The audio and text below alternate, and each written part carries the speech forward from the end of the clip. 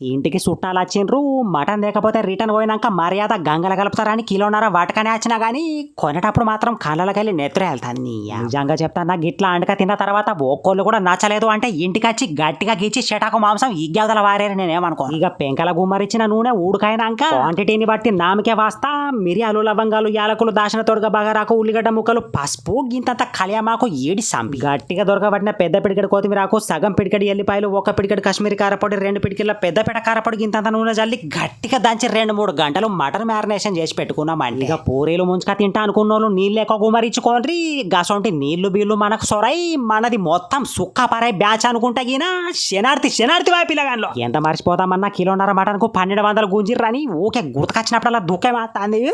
ఇంకొకసారి 3 రోజుల కూలి పెట్టి మటన్ కొనాకంటే గా నడి జంగలకు పోయి చిరతలు నక్కలు పెద్ద పులుడు తినాక మిగిలిచ్చిన కలేబరాల మీద పడి గీక్కొని అత్తని ఎట్లయితే గట్ల గంటనప్పుడు మరవకుండా పిల్లగాను